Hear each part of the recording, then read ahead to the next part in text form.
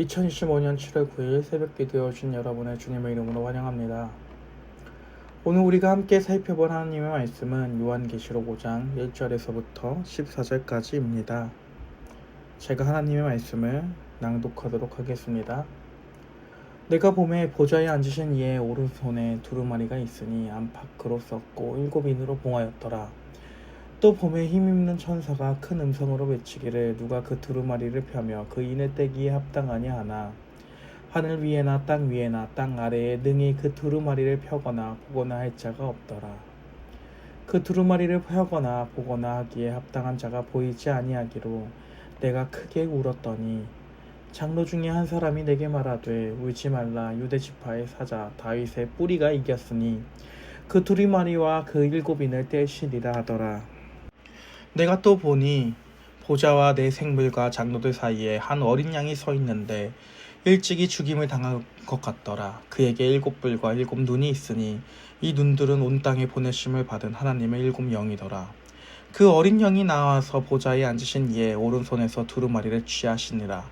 그 두루마리를 취하심에 내 생물과 24장로들이 그 어린 양 앞에 엎드려 각각 검은고와 향이 가득한 금 대접을 가졌으니 이 향은 성도의 기도들이다. 그들이 새 노래를 불러 이르되 두루마리를 가지시고 그 인봉을 떼기에 합당하시도다. 일찍이 죽임을 당하사 각 족속과 방언과 백성과 나라 가운데에서 사람들의 피로 사서 하나님께 드리시고 그들로 우리 하나님 앞에서 나라와 제사장들을 삼으셨으니 그들이 땅에서 왕 노릇하리로다 하더라. 내가 또 보고 들음에 보좌와 생물들과 장로들을 둘러선 많은 천사의 음성이 있으니 그 수가 만만이요 천천이라. 큰 음성으로 이르되 죽임을 당하신 어린 양은 능력과 부와 지혜와 힘과 존귀와 영광과 찬송을 받으시기에 합당하도다 하더라. 내가 또 들으니 하늘 위에와 땅 위에와 땅 아래와 바다 위에와 또 그 가운데 모든 피조물들이 이르되 보좌에 앉으신 이와 어린 양에게 찬송과 존귀와 영광과 권능을 세세토록 돌릴지어다 하니 내 생물이 이르되 아멘 하고 장로들을 엎드려 경배하더라. 하나님의 말씀입니다. 아멘. 오늘 우리가 읽은 요한계시록 5장에서는 4장에 나온 하나님, 즉 하늘에 좌정하시어서 장로들과 생물들에 둘러싸여 경배를 받는 하나님으로부터 시선이 바뀝니다. 한마디로 5장에서는 이제 7인으로 봉인이 된 두루마리의 인을 떼기에 합당한 하나님의 어린 양이신 예수 그리스도께로 시선이 옮겨갑니다. 하나님, 그리고 그 오른손에 있는 그 두루마리가 정말로 바로 이제 그 그리스도, 그 두루마리를 취하신 그 그리스도로 인해 그 시선이 옮겨가는 것입니다. 오늘 이 이야기를 함께 살펴보려고 합니다. 오늘 본문의 요한의 시선은 1절에서 나온 것처럼 보좌에 앉으신 이의 오른손에 두루마리가 먼저 눈에 보이게 됩니다. 그러나 그 두루마리는 7인으로 봉인이 되어 있습니다. 여기서 7인으로 봉인된 이 두루마리의 내용은 바로 하나님께서 주권을 가지시고 이 세상의 최후를 어떻게 결정해 놓으셨는지에 대한 기록이 적혀있는 두루마리입니다. 하나님은 이 세상의 모든 역사를 주관하시는 분이십니다. 그리고 그 역사의 종말에 대한 내용이 이 두루마리에 적혀 있는 것입니다. 그러나 이 두루마리는 내용을 보지 못하게 바로 7인으로 봉인이 되어 있습니다. 여기서 7이라는 숫자는 완전을 상징하는 숫자로 정말로 이 인을 떼기에 합당한 자 외에는 절대로 이 두루마리에 있는 이 봉인을 풀 수 없다라는 것을 상징하는 숫자입니다. 따라서 이 7봉인의 인을 합당하게 풀 사람이 누구냐 하며 이 봉인 풀기에 합당한 존재를 천사가 찾습니다.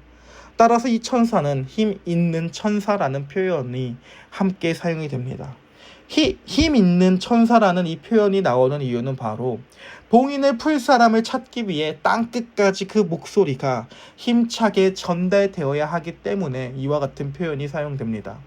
그리고 또한 이 세상에 있을 종말을 하나님께서 직접 하시지 않습니다. 이 종말에 대한 중재자가 필요합니다. 그리고 이 일에 적합한 중재자를 하늘 위, 땅 아래 모든 곳을 찾아봐도 합당한 자가 없습니다.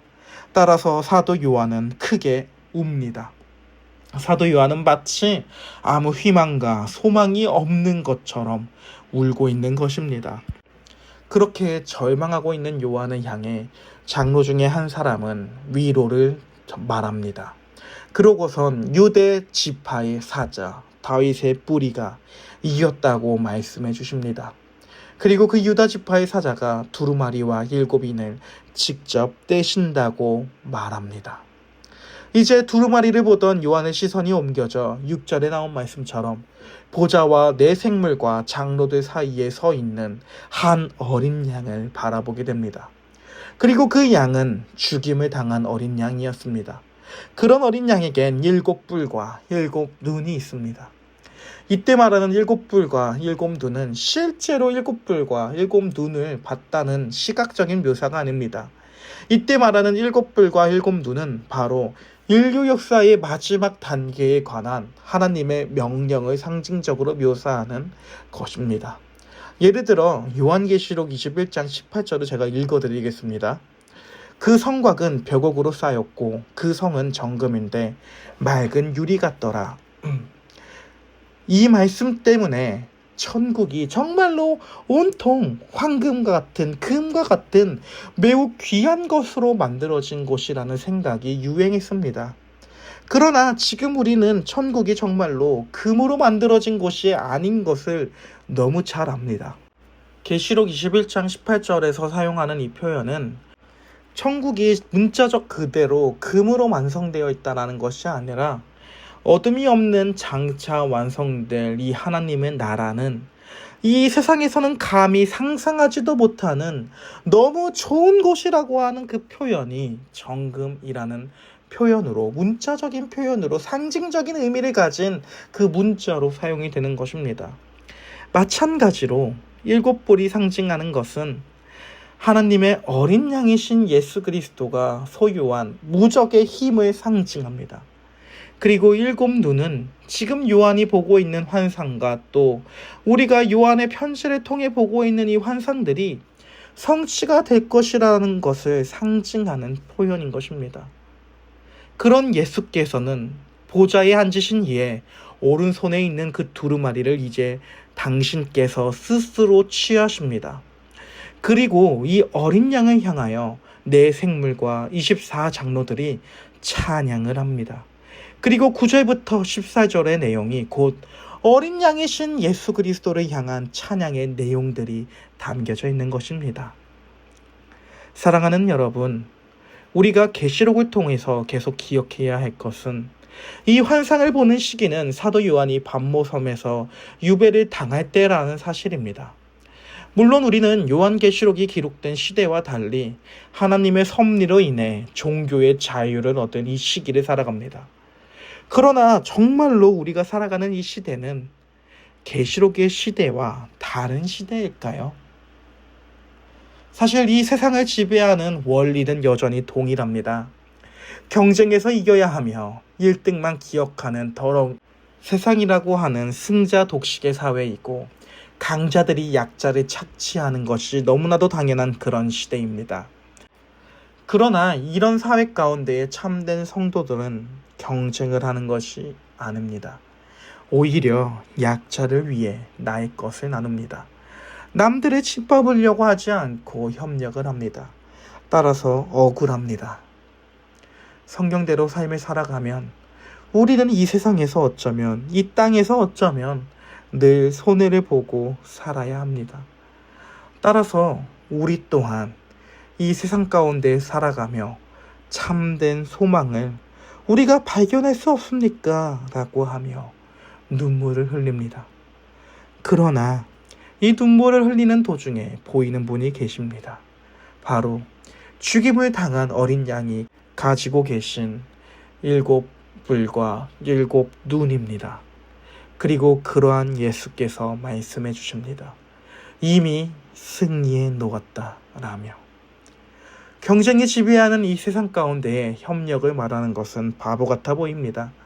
그러나 이 바보 같아 보이는 행동을 예수께서는 승리한 삶이라고 말씀해 주시는 것입니다. 그렇게 우리는 이제 성도의 찬양을 부르면서 살아가게 됩니다. 그리고 이 찬양 가운데에 참된 소망과 위로와 안식이 있습니다. 이러한 안식과 위로를 누리면서 살아갈 수 있는 오늘 하루에 우리의 삶이 될 수 있기를 예수 그리스도의 어린 양이신 7뿔과 7눈을 가지신 그 예수 그리스도의 이름으로 간절히 소망합니다. 아멘. 함께 기도하도록 하겠습니다. 하나님 아버지, 이 세상에 가장 지혜로운 것보다 하나님의 미련함이 더욱더 지혜로우며 이 세상에 가장 강한 것보다 하나님의 가장 약한 것이 더욱더 강하십니다. 낮은 자를 높여주시고 죽은 자를 일으켜주시고 눈먼 자를 눈뜨게 하시는 예수 그리스도의 사역을 우리가 묵상하고 우리가 세상이 주는 거짓된 위로로 안심을 누리는 것이 아니라 비록 우리의 삶이 비루하고 어렵고 아무것도 없을 것 같은 우리의 이러한 어두운 삶 가운데에서 예수께서 이미 승리해 놓은 삶이라는 사실을 깨닫고 이를 소망으로 이 땅을 살아가며 이 땅 가운데에 참된 소망을 드러낼 수 있는 주님의 몸된 교회가 될 수 있도록 은혜를 베풀어 주시옵소서. 감사합니다. 예수님의 이름으로 기도합니다. 아멘. 주기도문 하심으로 오늘 새벽 기도를 마치도록 하겠습니다. 하늘에 계신 우리 아버지여, 이름이 거룩히 여김을 받으시오며 나라가 임하시오며 뜻이 하늘에서 이루어진 것 같이 땅에서도 이루어지리이다. 오늘날 우리에게 일용할 양식을 주시옵고 우리가 우리에게 죄 지은 자를 사하여 준 것 같이 우리의 죄를 사하여 주시옵고 우리를 시험에 들게 하지 마시옵고 다만 악에서 구하시옵소서. 대개의 나라와 권세와 영광이 아버지께 영원히 싸움나이다. 아멘.